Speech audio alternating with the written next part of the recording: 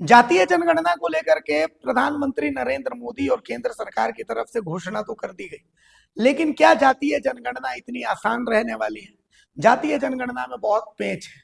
हम आपको वो पेच समझाएं उससे पहले आपको बिहार के पूर्व उप मुख्यमंत्री और आरजेडी के नेता लालू प्रसाद यादव के बेटे तेजस्वी यादव की ये चिट्ठी देखनी चाहिए जो उन्होंने केंद्र सरकार को लिखी।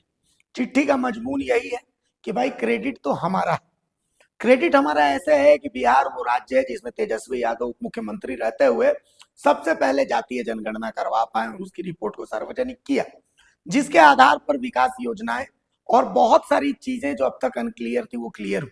इससे यह भी साफ हो गया कि बिहार में पिछड़ों की जनसंख्या लगभग 50% से ज्यादा है। आरक्षण को लेकर के जो स्वरूप है वो स्वरूप तैयार करने में भी ये जो जातीय जनगणना है ये बहुत कामयाब रही।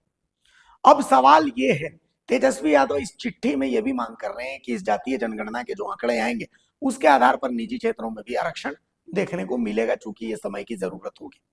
ठीक है, इसको लेकर के अलग अलग बहस हो सकती है, लेकिन झारखंड में इसका एक पेच मैं आपको बताता हूं। झारखंड में इस पेच को समझने से पहले आपको झारखंड की कृषि मंत्री शिल्पी नेहा तिर्की के इस बयान को सुनना चाहिए। धर्म कोड तो लगातार हमारा मांग रहा है और बिल्कुल आप सही कह रहे हैं कि अगर जातिगत जनगणना करना है आपको या किसी भी तरह का जनगणना भी करना है आपको देश भर में, तो निश्चित रूप से जो सरना धर्म कोड का मांग है उसको भी आपको लागू कर देना चाहिए। अन्यथा क्या होगा, जो वैसे धर्म लोग आदिवासी लोग हैं जो वर्तमान में सरना धर्म का पालन कर रहे हैं, उनके पास कहीं भी कोई कॉलम नहीं बचेगा मार्क करने के लिए, तो जबरन उनको हिंदू मुसलमान ईसाई में करना होगा। तो ये भी जो उनका मौलिक अधिकार है उसका हनन होगा, तो निश्चित रूप से होना चाहिए।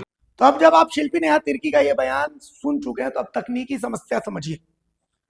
जब जातीय जनगणना होगी तो उसमें जाति का कॉलम तो रहेगा, लेकिन जब धर्म का कॉलम होगा तो उसमें धर्म का कॉलम में हिंदू, मुस्लिम, सिख, ईसाई, जैन, पारसी तो रहेंगे, लेकिन उसमें सरना का कॉलम नहीं रहेगा।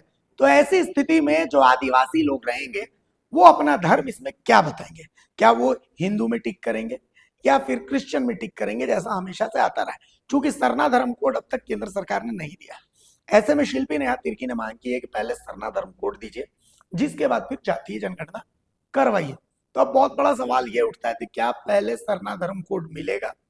इसके अलावा कुड़मी समुदाय जो लंबे समय से एसटी की मांग कर रहा है, कुड़मी समुदाय अपने जो धर्म है उसमें क्या लिखेगा?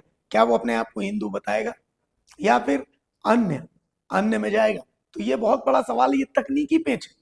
तकनीकी पेंच तो ये भी है कि अगर जाति जनगणना होती है और उसके बाद उसके आधार पर झारखंड अलग राज्य इसलिए बना क्योंकि यहाँ पर 50% से ज्यादा आदिवासियों की जनसंख्या बताई गई कुछ जिलों में, लेकिन उन जिलों की डेमोग्राफी अब चेंज हो गई है। अगर साहेबगंज की बात करें तो साहेबगंज की डेमोग्राफी चेंज हो गई है, पाकुड़ की बात करें तो वहां की डेमोग्राफी चेंज हो गई, और जब जनगणना होगी, जातीय जनगणना होगी, तो वहां पर आदिवासियों की जनसंख्या कम निकलेगी। तो ऐसी स्थिति में उन जिलों को 5वीं अनुसूची से बाहर किया जाएगा, तो क्या ये झारखंड सरकार को मंजूर होगा? तो जातीय गणना अपने साथ बहुत सारे पेंच लेकर के आइए, उन पेंच को भी आपको समझना पड़ेगा। अगर खबर पसंद आए तो आप QR स्कैन कर दें हमारा साथ। आपका एक छोटा आर्थिक सहयोग है हमारा बड़ा हौसला। द भारत मित्र, बुलंद भारत की बुलंद तस्वीर।